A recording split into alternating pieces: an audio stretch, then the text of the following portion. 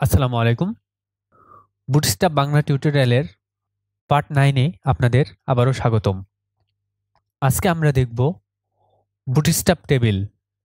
Bootstrap table কিভাবে use করব এবং রেসপন্সিভ কিভাবে করব আমরা এই বিষয়টা নিয়ে আজকে আলোচনা করা হবে। সো দেরি না করে ভিডিও শুরু করা যাক। প্রথমে আমরা যদি বুটস্ট্র্যাপের অফিসিয়াল ডকুমেন্টেশনে আসি, এখানে আমরা টেবিল দেখতে পাচ্ছি এবং আমরা এটা প্রথমে এখানে একটি সিম্পল একটা টেবিল দেওয়া আছে। এই টেবিলটা আমরা কপি করে নিলাম এবং আমাদের কোড এডিটরের মধ্যে আমরা এখানে একটি কন্টেইনার নিয়ে নিয়েছি ডিবের ভিতরে।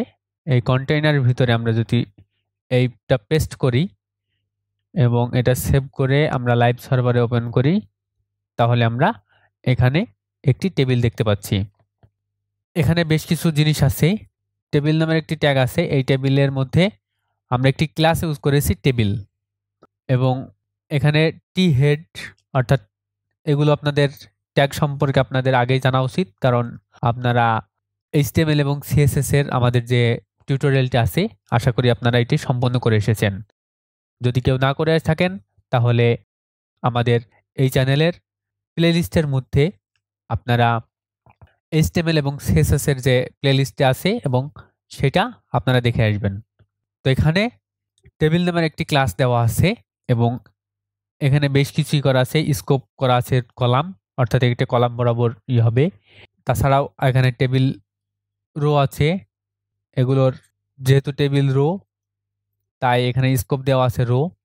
আর সব থেকে এই জিনিস যেটা, সেটা হচ্ছে এখানে দেখেন দুইটা স্প্যান করা, মানে একটা টেবিলে দুইটা কলাম একটি স্প্যানে। এই লেখাটি আমরা এখানে আমরা দেখতে পাচ্ছি যে এখানে একটি ফাঁকা আছে, অর্থাৎ এইটা আমাদের বড় করে দুইটা কলাম করা আছে। তো এই জিনিসটা আমরা করেছি কল স্প্যান 2। এই জিনিস দ্বারা আমাদের এখানে এই জিনিসটা ডিক্লেয়ার করা আছে। তো আমরা আরো জিনিসগুলো দেখি আর কি কি আমাদের ডকুমেন্টেশনে দিচ্ছে। এখানে অনেক ভেরিয়েন্টস দেওয়া আছে, যেমন হচ্ছে প্রাইমারি, সেকেন্ডারি, সাকসেস। এই কালারগুলো আমরা আমাদের টেবিলে ইউজ করতে পারবো। তো আমরা এখান থেকে যদি কপি করে নিয়ে যাই, আমরা এখানে কপি করে নিয়ে আসলাম এবং আমরা এখানে বসাবো টেবিলের মধ্যে, টেবিল লিখে। তো আমরা টেবিল প্রাইমারি দিতে আমাদের পুরো টেবিলের কালারটা চেঞ্জ হয়ে গেছে। এছাড়াও আমরা যদি ওয়ার্নিং দিতে চাই, তো আমরা ওয়ার্নিং দিয়ে দিলাম। আমাদের কালারটি, ওয়ার্নিং এর যে কালারটা, সেই কালারটা চলে এসেছে। তো এইভাবে আমাদের টেবিলের কালারগুলো আমরা চেঞ্জ করতে পারবো। এছাড়াও আমরা স্ট্রিপ করতে পারবো। তো স্ট্রিপ হচ্ছে আমাদের এই কলাম, এই রো গুলো, এক একটা রো, একটার পর একটা রো আমাদের কালার চেঞ্জ হবে। তো আমি এখান থেকে স্ট্রিপটা দিয়ে দিই, যদি টেবিল স্ট্রিপ। এই যে দেখতে পাচ্ছেন যে এখানে আলাদা আলাদা করে কালারগুলো চলে আসছে। এখানে যদি আমরা আরো টেবিল রো বাড়াই, সেক্ষেত্রে আমাদের প্রত্যেকটার এতে একটার পর একটা নিয়ে নেব অটোমেটিকলি। এছাড়াও আমরা কলামকে স্ট্রিপ করতে পারবো। সেক্ষেত্রে আমাদের টেবিল স্ট্রিপ কলামস এই জিনিসটা লিখতে হবে। তো আমরা কোন কলামকে করব? আমরা যদি এই যে ফার্স্ট নেম যেটা আছে, যে কলামটা আছে, এই কলামে যদি আমরা দিই, এখানে হচ্ছে ক্লাস, এখানে যদি আমরা দিই। এছাড়াও আমরা কলামকে স্ট্রিপ করতে পারবো। সেক্ষেত্রে আমাদের টেবিল স্ট্রিপ কলাম। তো আমরা এখানে টেবিল স্ট্রিপ কলাম দেখতে পাচ্ছেন যে আমাদের কলামগুলো স্ট্রিপ হয়ে গেছে। আমরা চাইলে টেবিল ডার্ক করে নিতে পারবো। আমরা তো কালার দেখে এসেছি এর আগেই, তো আমরা সেইভাবেই আমরা টেবিলকে ডার্ক করতে পারবো, লাইট করতে পারবো। তো আমাদের ডার্ক হয়ে গেছে, তো আমরা ডার্ক এখনো করব না এবং এটাও আমরা তুলে দিই, তাহলে আমাদের টেবিলটা নর্মাল দেখাবে। আর এটা স্ট্রিপটা এইভাবে থাক। ওকে। এছাড়াও আমরা হোভারেবল করতে পারবো। হোভারেবল করলে আমাদের টেবিলে আমরা যখন আমরা মাউস নিয়ে যাব, তখন যে রোতে আমাদের মাউসটা যাবে সেই রোটা আমাদের কালারটা চেঞ্জ হয়ে যাবে। তো আমরা টেবিল হোভার এই জিনিসটা আমাদের এখানে অ্যাড করে দিতে হবে, তাহলে আমাদের হোভারেবল হয়ে গেছে। তো আপনারা দেখতে পাচ্ছেন যেখানে আমাদের হোভারেবল হয়ে গেছে। তো এই জিনিসগুলো এখানে বলা আছে। এছাড়াও আমরা চাইলে যে কোনো একটা রোকে আমরা অ্যাক্টিভ করে দিতে পারবো।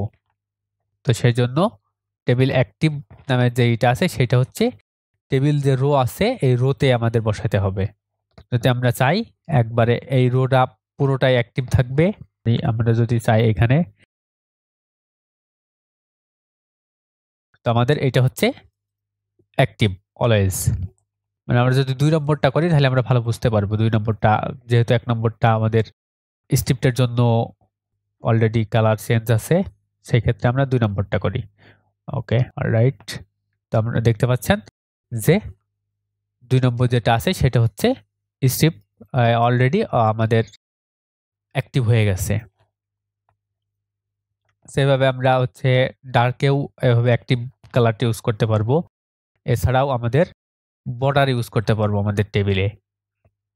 নরমালি হচ্ছে যদি বর্ডার দিই আমাদের এখান থেকে আমরা অ্যাক্টিভটা আপাতত অফ করে দিই। এখন আমরা টেবিল বর্ডার, এখন আমাদের একটি বর্ডার নিয়ে নিচ্ছে চারিপাশে। আমরা চাইলে এই বর্ডারের কালারটাও চেঞ্জ করে দিতে পারবো। তো আমরা এখানে বর্ডার এখানে প্রাইমারি দেওয়া আছে, আমরা চাইলে প্রাইমারি অথবা সেকেন্ডারি আমাদের যে কালারটা দরকার হবে, আমাদের ওয়েবসাইটে যে কালারটি প্রয়োজন হবে সেই অনুযায়ী আমরা এখান থেকে কালার দিব। আবার আমরা চাইলে কোনো বর্ডার থাকবে না সেরকম আমরা করে দিতে পারবো। সেক্ষেত্রে আমাদের করতে হবে কি, বর্ডার লেস এই ক্লাসটা ইউজ করলেই আমাদের আর কোনো বর্ডারে থাকবে না। তো সেটা বোঝার জন্য আমরা যদি একটু এখানে একটু প্যাডিং দিয়ে নিই, প্যাডিং P3, অর্থাৎ চারপাশে একটু প্যাডিং থাকবে, এবং এইখানে যদি একটা বর্ডার দিয়ে দিই, বর্ডার, এই যে আমাদের আর কোনো নাই। স্ট্রিপটা তুলে দিলে আমরা আরো ভালো বুঝতে পারবো, আমাদের আর কোনো বর্ডার নাই। এছাড়া আমরা কম্প্যাক্ট করে আমাদের হচ্ছে স্মল করতে পারি, টেবিল স্মল। সেক্ষেত্রে আমাদের টেবিল SM লিখলেই আমাদের টেবিলটা ছোট হয়ে যাবে। যে অনেক জায়গা ছিল মানে প্যাডিং নিয়েছিল সেই প্যাডিংগুলো ছেড়ে দিবে অটোমেটিকলি। দেখেন আপনারা দেখতে পাচ্ছেন টেবিলটা অনেক আঁটোসাঁটো হয়ে আছে আর কি। এছাড়াও টেবিল গ্রুপ করতে পারবো, টেবিল গ্রুপে যে ডিভাইডার দেওয়া আছে এই ডিভাইডারগুলো আমরা দিতে পারবো। আর টেবিলকে আমরা চাইলে অ্যালাইন করে নিতে পারবো যে কোন দিকে থাকবে, কোন দিকে করতে পারবে। এছাড়াও নেস্টেড আমরা টেবিল দিতে পারবো, এগুলো আপনারা একটু ইমপ্লিমেন্ট করে নিয়েন। আমি যে জিনিসটা দেখাবো সেটা হচ্ছে এখন এখানে ফুটার দিতে পারবেন আপনারা, টেবিল ফুটার। এটা হচ্ছে রেসপন্সিভ। এই রেসপন্সিভটা আমাদের হচ্ছে ওয়েবসাইটের জন্য খুবই গুরুত্বপূর্ণ, তাই এটা আমি দেখাচ্ছি আপাতত। এখন ভিডিও অনেক বড় হয়ে যাচ্ছে। তো এখান থেকে টেবিল রেসপন্সিভ যদি আমরা দিই সেক্ষেত্রে আমাদের টেবিলটা রেসপন্সিভ হয়ে গেছে। তখন যদি আমরা ইনস্পেক্ট এলিমেন্ট করি, ইনস্পেক্ট করলে আমরা এখান থেকে যদি দিই তাহলে আপনারা দেখতে পাচ্ছেন যেখানে আমি যেহেতু আমার স্মল ডিভাইস করা আছে, এই যে স্মল মোবাইল স্মল, আমাদের মোবাইল স্মলে সুন্দরভাবে দেখাচ্ছে। আর আমরা যদি এটা তুলে দিই সেক্ষেত্রে আপনি দেখেন যেহেতু ছোট লেখা এই জন্য আর কি এখানেও সুন্দরভাবে আছে। প্রত্যেকটা ডিভাইসের জন্য এ করে নেবে। যদি আমরা বড় লেখা দিই, এই যে এখন যদি আমরা এখান থেকে টেবিল রেসপন্সিভটা উঠাই দিই তাহলে নরমালি হচ্ছে আমাদের টেবিলটা রেসপন্সিভ থাকবে, যেহেতু বুটস্ট্র্যাপ অলওয়েজ রেসপন্সিভ সাইট হচ্ছে বিল্ড করে। তো আমরা এই জিনিসটা ইউজ করব। আর এছাড়াও আমাদের কোন ডিভাইসে রেসপন্সিভ হবে সেই জিনিসটা আমরা এখান থেকে বলে দিতে পারবো।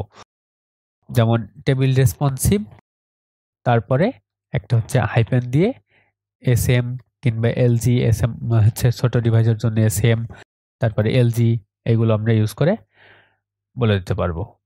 শুধুমাত্র ওই ডিভাইসে আমাদের রেসপন্সিভ হবে। তো আজকের ভিডিও ছিল এই পর্যন্তই। আপনারা ডকুমেন্টেশন দেখে দেখে আরো প্র্যাকটিস করবেন। এতক্ষণ আমাদের সঙ্গে থাকার জন্য ধন্যবাদ, আর আমাদের চ্যানেলটি সাবস্ক্রাইব করে রাখবেন।